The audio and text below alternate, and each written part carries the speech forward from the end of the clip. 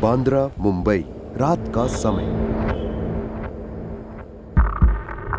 Doctor प्रशांत का घर main road के पास ही एक बिल्डिंग में है। एक चोर दबे पांव पिछली तरफ से बिल्डिंग के अंदर घुस गया। उसने खिड़की में लगे एक एयर कंडीशनर को खोला और घर के अंदर जाने का रास्ता बना लिया। वो घर के अंदर घुसा। वो सारा घर साफ करने की तैयारी में था।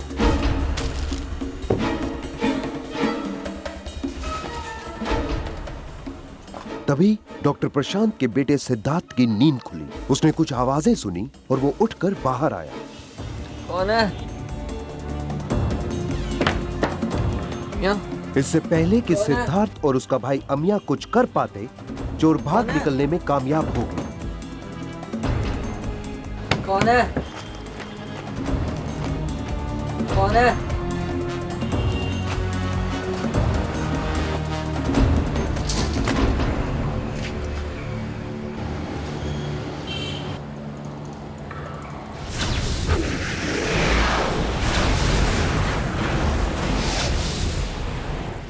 जिस समय घर पे चोरी हुई, डॉक्टर प्रशांत और उनकी पत्नी डॉक्टर निशिता हांगकांग में थे और उनके दोनों बेटे सिद्धार्थ और उसका बड़ा भाई अमिया इधर मुंबई में अपने घर पर ही थे। डॉक्टर प्रशांत और उनकी पत्नी डॉक्टर निशिता हांगकांग से फौरन वापस मुंबई आ गए।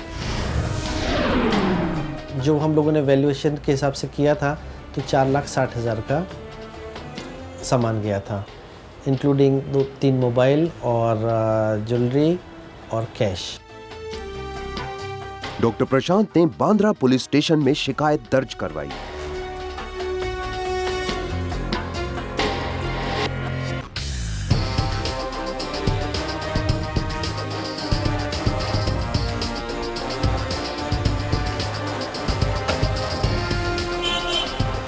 पुलिस ने डॉक्टर प्रशांत के घर जाकर चोरी किए गए सामान का ब्यौरा लिया।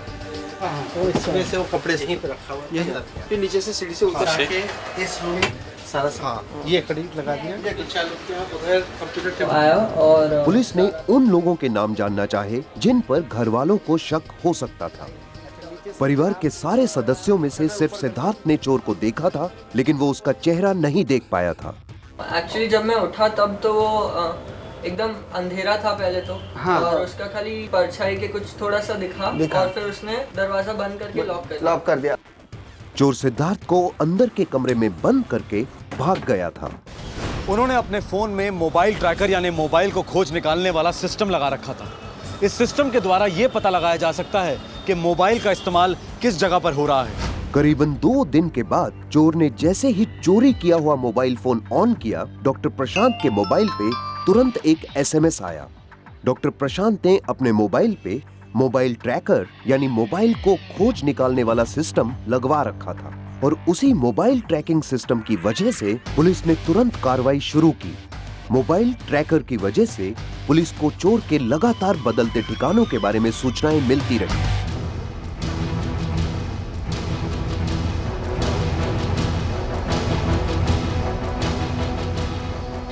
लगभग 2 महीनों तक पुलिस ने इन सूचनाओं पर नजर तो रखी, पर फिर भी पुलिस उस मोबाइल फोन का एक पक्का ठिकाना तय नहीं कर पाई। चोर भी शातिर था। वो उस मोबाइल को हर थोड़े समय के बाद स्विच ऑन और स्विच ऑफ कर रहा था, इसलिए चोर के सही ठिकाने के बारे में पता लगाना मुश्किल हो रहा था। कुछ समय बाद मोबाइल ट्रैकर की ही मदद से डॉक्टर प्रशांत के मोबाइल फोन पर फिर एक एसएमएस आया, जिसके अनुसार उनके चोरी हुए मोबाइल फोन में नया सिम कार्ड डाल दिया गया था। एसएमएस के अनुसार फोन का पता ठिकाना कुर्ला, मुंबई का था। मेरे भाई ने ट्रैकर लोड किया हुआ था मोबाइल में एक में, तो उसमें जब ट्रैकर आप इंस्टॉल करते हैं तो आपको 3 नंबर मांगता है। वो 3 नंबर आपको डालने के, और जैसे ही कोई मोबाइल चोरी होने के बाद स्विच ऑफ होता है या स्विच ऑन होता है या सिम कार्ड चेंज किया जाता है, तो फिर वो तीनों नंबर पे एसएमएस आता है, एक लिंक, और वो लिंक आप इंटरनेट पे विकीमैपिया के द्वारा टाइप कर लेंगे तो फिर आपको उसका एग्जैक्ट लोकेशन मिलता है। और इसी तरह हम लोग को वो चोर का 2-3 बार एग्जैक्ट लोकेशन मिलता गया और वो मेरे भाई ने पुलिस को सप्लाई किया। ये बात तो तय हो गई थी कि वो मोबाइल फोन अब मुंबई में ही था। हालांकि वो मुंबई के ही अलग अलग उपनगरीय इलाकों में ले जाया जा रहा था। पुलिस की टीम ने अपनी कार्रवाई तेज कर दी।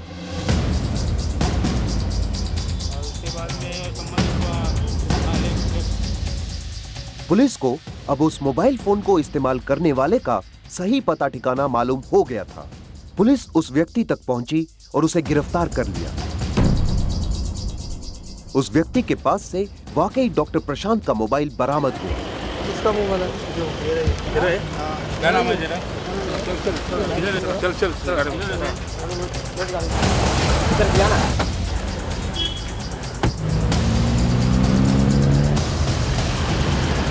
पुलिस ने सुनील जैना नाम के इस आदमी से पूछताछ की। सुनील जैना के अनुसार उसने वो मोबाइल अपने ऑफिस के एक कलीग से खरीदा था और सुनील ने यह भी बताया कि उसके कलीग के पास और भी मोबाइल थे। उस ऑफिस कलीग का नाम था संदीप गौड़। सुनील जैना के अनुसार वो और संदीप गौड़ एक मार्केटिंग कंपनी में नौकरी करते थे और कुछ दिन काम करने के बाद संदीप ने वो कंपनी छोड़ दी। मोबाइल में इसका फोटो है सर। इधर बताओ। हाँ, उस मोबाइल फोन में संदीप गौड़ का एक फोटो था। डॉक्टर प्रशांत का परिवार वो फोटो देख के दंग रह गया।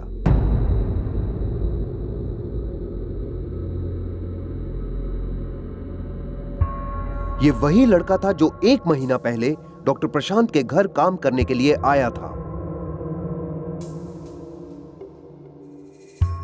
मैं आर के एजेंसी से आया हूँ। मुझे शंभूलाल जी ने भेजा है। नाम संदीप कोडे। संदीप हमारे पास एज अ रिप्लेसमेंट आया था।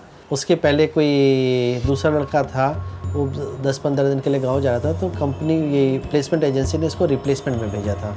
जिस प्लेसमेंट एजेंसी ने संदीप को डॉक्टर प्रशांत के घर भेजा था, पुलिस ने उससे पूछताछ करना चाही, लेकिन उस एजेंसी के अधिकारी ऑफिस बंद करके भाग गए थे। ज़्यादातर एजेंसीज कोई होमवर्क नहीं करती हैं, वो सिर्फ हम लोगों को झूठ बोल करके बता के जाते हैं। हमको उन्होंने एश्योर किया था कि इसका घर हम लोगों को पता है, इसका गांव पता है, इसके घर पे हम लोग रजिस्टर्ड लेटर भेज करके कंफर्मेशन लेते हैं कि यही इस बंदे का एड्रेस है, ये लड़के का एड्रेस है। ऐसा इंसिडेंस होता है। जब हमने उनसे पूछा तो बोले यहाँ तो संदीप वर्मा को पहचानते ही नहीं है, ये संदीप गौड़ को। पुलिस वापस उस ऑफिस में गई जहां संदीप ने कुछ दिनों तक काम किया था। हेलो मैडम, मैं बांद्रा पुलिस स्टेशन से आया हूँ। ये लड़का ये इधर ही काम करते हैं क्या? अभी तो काम छोड़ के चला गया।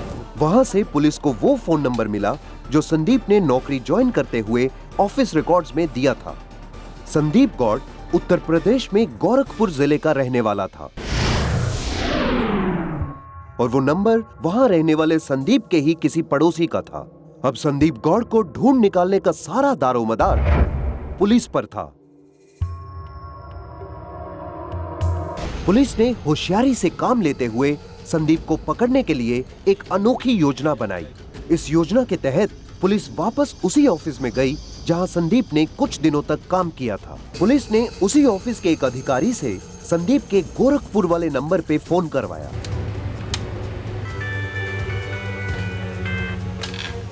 हेलो। हेलो। हाँ जी। संदीप? नहीं संदीप नहीं, मैं संदीप का भाई बोल रहा हूँ। आप कौन बोल रहे हैं? बीपीएल गैलरी से बोल रही हूँ। आपको एक गिफ्ट मिला है तो मुझे वो आपको देना है, तो फिर सिर्फ आपका नंबर और एड्रेस दे सकते हैं प्लीज? गोरखपुर। पुलिस इस योजना के तहत संदीप के लालची स्वभाव का फायदा उठाना चाहती थी।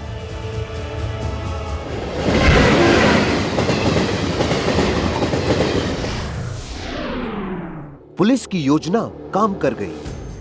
संदीप गौड़ का पता मिल चुका था। पुलिस गोरखपुर के पते पर पहुंची और सादे कपड़ों में संदीप के घर पर दस्तक दी और पुलिस ने वहीं उसे काबू में कर लिया। पर पुलिस ने जिसे गिरफ्तार किया वो संदीप गौड़ नहीं था। पुलिस ने संदीप के भाई से पूछताछ की। आखिरकार उत्तर प्रदेश पुलिस की मदद से महाराष्ट्र पुलिस ने गोरखपुर जाकर संदीप गौड़ को गिरफ्तार कर लिया। संदीप गौड़ को वापस मुंबई लाया गया।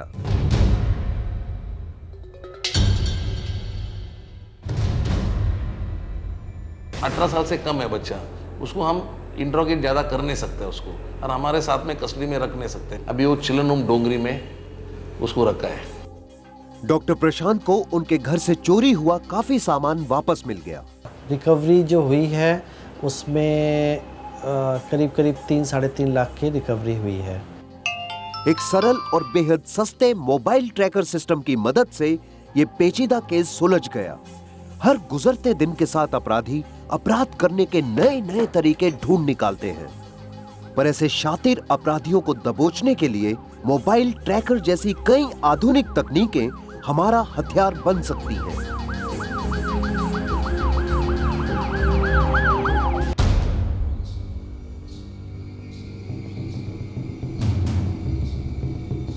साहिबाबाद, जिला गाजियाबाद, उत्तर प्रदेश। रेल की पटरी के एक तरफ स्थित है श्याम पार्क और दूसरी तरफ साहिबाबाद। श्याम पार्क के लड़के साहिबाबाद के लड़कों से नफरत करते हैं और साहिबाबाद के लड़के श्याम पार्क के लड़कों से नफरत करते हैं।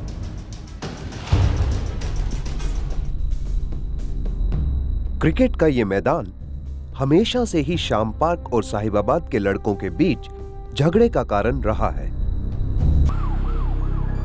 इस झगड़े में विकास चौहान और राजू त्यागी पूरी तरह घायल हो गए।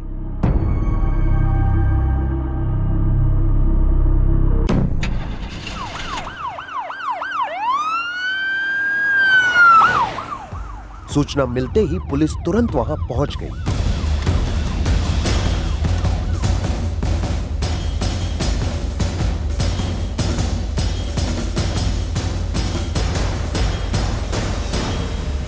गेम खेल रहे थे यहाँ। गेम में कुछ हुआ नहीं तो उन्होंने मार दिया। वो वहाँ तक पहुँचे और कहा ऐसे मार दो। किसने मार दिया? वो साहिबाबाद वाले। क्यों, वजह क्या थी? नहीं, लकी के बारे में बोल। साहिबाबाद वाले से क्यों मार रहे थे? लकी ने किसी को मारा था क्या या गाली दी थी? हाँ नहीं, वो अपने आप ही मार रहे थे। मुझे सूचना मिली, सुधा गुप्ता जी हैं यहाँ की, उन्होंने फोन करके बताया कि गोली चल गई। मैंने तुरंत 100 नंबर पर फोन किया, पुलिस को इतला करी। साहिबाबाद गांव के लोगों ने आतंक मचा रखा है। लड़कों ने, जो बच्चे यहाँ पहले खेल रहे होते हैं उनकी स्टंप उखाड़ के फेंक देते हैं और मारपीट करते हैं उनके साथ। अधिकारियों से बात करी जाएगी, उन्हें उनकी गिरफ्तारी होगी, नहीं तो हम प्रदर्शन करेंगे, रोड जाम कर देंगे। बच्चे यहाँ क्रिकेट खेल रहे थे, साहिबाबाद गांव के कुछ लोग आए, उसके लड़के थे, वो लोग भी झगड़ा हुआ। झगड़े में कुछ फायरिंग भी हुई, 2 लोग इंजर्ड हैं। लोगों ने जो बताया है कि यहाँ अक्सर साहिबाबाद गांव के लड़के यहाँ आते हैं, कुछ नाम बताए हैं और बाकी वहाँ के कुछ बैड एलिमेंट्स जो भी हैं उनका पता लगा लेंगे, उन्हें अरेस्ट कर लेंगे। राजू त्यागी, जो गोली लगने से घायल हुआ था, उसने बताया कि साहिबाबाद के लड़कों ने बिना किसी कारण झगड़ा करना शुरू कर दिया। शुरू से ये बात हुई कि हम सब गली में थे अपनी, तो एक दोस्त है हमारा विकास चौहान, तो वो पार्क में खेल रहा था, तो उसे लड़के मारने लगे, मतलब उसे मारा। तो सब लोग आए, मतलब किसी ने घर पे बताया, तो सब लोग मतलब आंटी अंकल हम सब चलने लगे कि चलते हैं वहाँ पर छुड़ाते हैं। तो वहाँ सब गए, उन्होंने देखते ही हमें मतलब गोली चलानी चालू कर दी, तो हम लोग भागने लगे, तो उन्होंने मारी तो मेरे पीछे लग गई यहाँ। इस लड़ाई से विकास चौहान की मां काफी उत्तेजित और परेशान है। शोर सुनकर वो घर से बाहर आई और लड़ाई देखकर चौंक गई। मेरे बच्चे का नाम विकास चौहान। मेरा बेटा घर से सुबह नाश्ता करके मैच खेलने के लिए निकला। हल्ला होता है कि मेरे बेटे को साहिबाबाद के कुछ लोगों ने मारपीट की। हम यहाँ से पति पत्नी पार्क की तरफ दौड़े। हम इतने में दौड़ ही रहे थे कि उधर से 30-40 लड़के दनादन आए, जिनके 2 के हाथ में इतनी बड़ी पिस्टल थी और वो गोली चलाते हुए दौड़े। पब्लिक में ये 2 बच्चे भाग रहे थे, जिनके हादसे में दो बच्चे गोली के शिकार हो गए। मेरे बच्चे से ना तो उनका कोई झगड़ा है, ना इससे पहले मेरा कोई झगड़ा उनसे हुआ, ना मैं उन्हें जानती हूँ, आने पे पहचान सकती हूँ।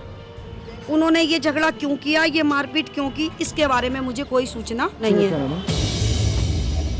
इन 2 इलाकों के बीच में बड़े लंबे समय से ये दुश्मनी चली आ रही है। गोलीबारी की इस घटना में शामिल लोगों को पकड़ने के लिए पुलिस ने साहिबाबाद इलाके में छापा मारा।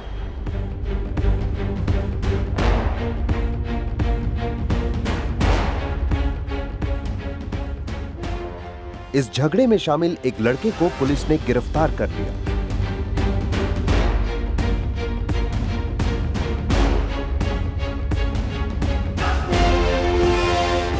और कईयों से पूछताछ की। पुलिस की धरपकड़ की खबर सुनते ही साहिबाबाद गुट के कुछ लड़के भाग निकले। लेकिन पुलिस ने फुर्ती दिखाते हुए उनमें से कुछ को गिरफ्तार कर लिया। एक मिनट रुकिए, 1 मिनट।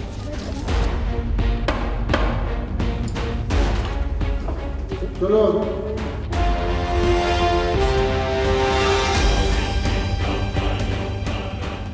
इस लड़ाई में शामिल और भी कई लोगों को पुलिस ने गिरफ्तार कर लिया।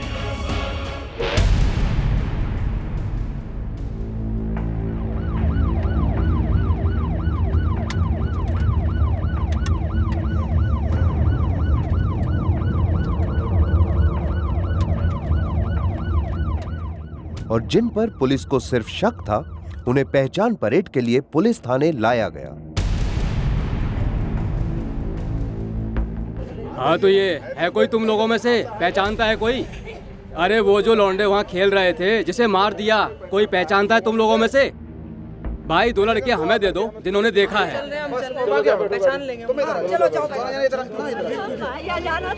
शक की बिना पर गिरफ्तार किए गए लोगों के रिश्तेदार पुलिस के सामने उनके बेकसूर होने की दुहाई देते रहे। रेल की ये पटरी जगहों के साथ साथ लोगों को भी आपस में जोड़ती है, लेकिन साहिबाबाद और शाम पार्क के बीच में ये एक लक्ष्मण रेखा बनकर रह गई है। क्या ये दूरियां मिटाई नहीं जा सकती?